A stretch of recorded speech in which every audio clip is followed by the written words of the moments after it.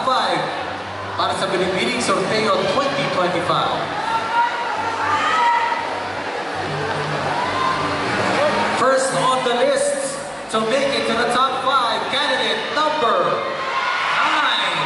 Candidate number 9, Zailin Parisi.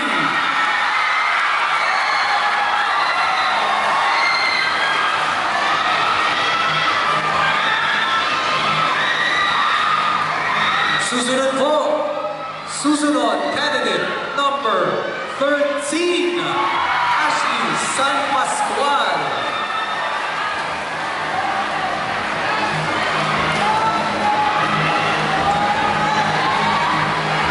Ikaw ang susunod, candidate number 8, Claire Arroyo.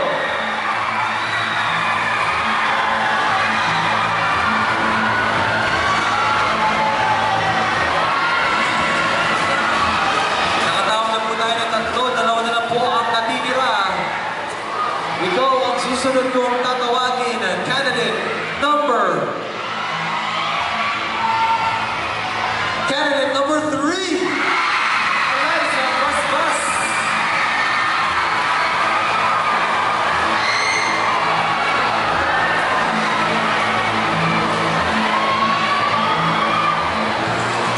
And to complete our top 5 is Binibining Sorteo candidate number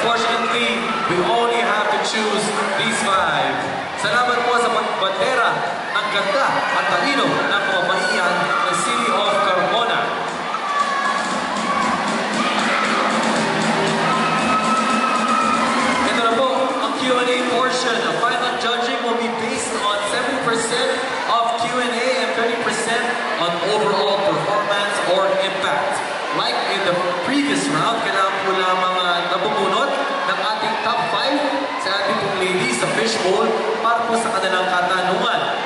Okay, so let us start with Binibining Sorteo number 9, Zailin Parisi.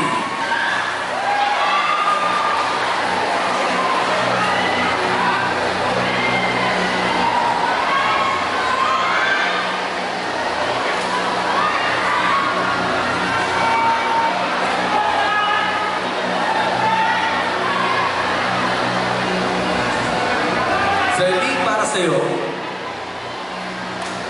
bilang isang babae at mamamayan ng lungsod ng Carmona, paano mo nakikita ang iyong sarili 5 taon mula ngayon?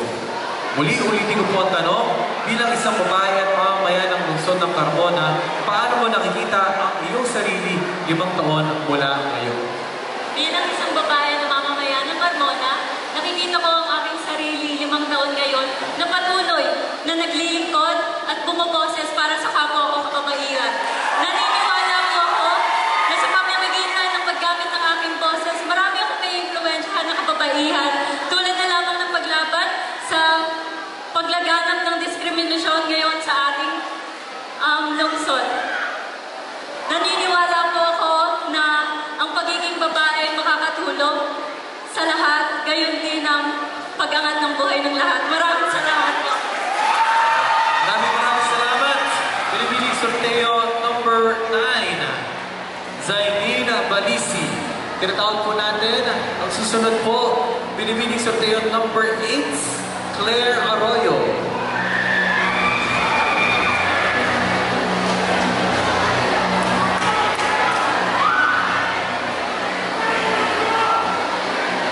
para sa iyo, bilang binibining sorteo at kinatawanan ng lungsod ng Carmona, paano mo ipakikilala sa buong Pilipinas ang inyong lungsod?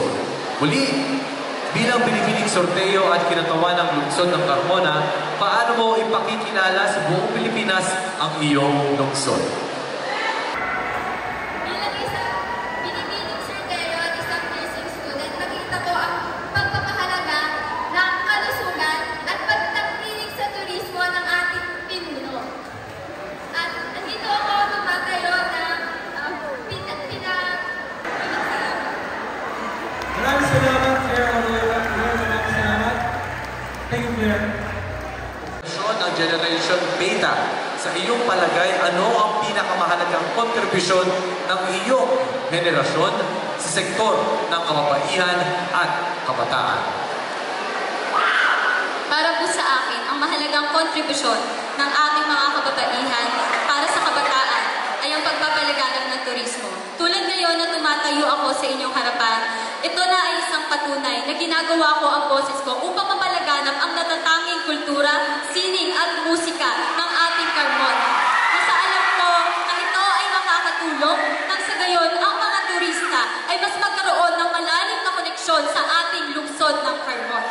Kaya sama-sama tayo para sa bago at progresibong Carmona. Ito ang nag-iisang ambag ng aming henerasyon na hindi mawawala at ipagpapatuloy ko hanggang sa habang panahon. Salamat.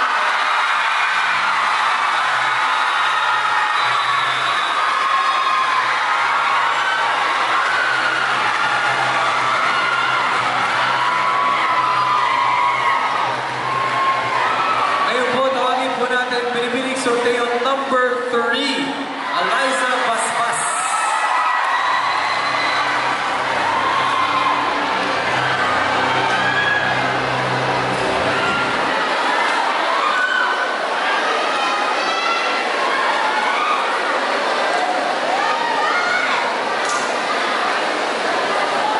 Eliza, para sa iyo, paano mo ilalarawan sa iyong mga salita ang isang modernong babae? Muli, para sa iyo, paano mo ilalarawan sa iyong mga salita ang isang modernong babae? For me, a modern woman is someone who is independent, who knows herself and who knows her purpose. Knowing yourself and knowing your purpose in life will help you make influence to other people, to your surroundings, and you will know that to yourself, you will go better in places. I believe that a modern woman has influence to her surroundings, to her people, and to herself. Thank you.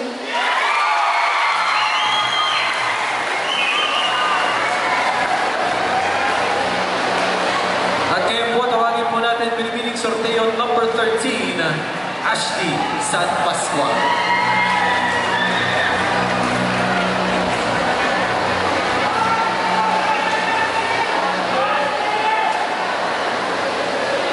Ashley, para sa iyo, sa tingin mo, anong issue ng bansa ang dapat na aktibong nakikibahagi ang mga kabataan upang masolusyonan ito? Muli, sa tingin mo, Ashley, anong issue ng bansa ang dapat na aktibong nakikibahagi ang mga kabataan upang masolusyonan ito? I believe that it's always the corruption. Lahat ng bagay ay involved sa corruption.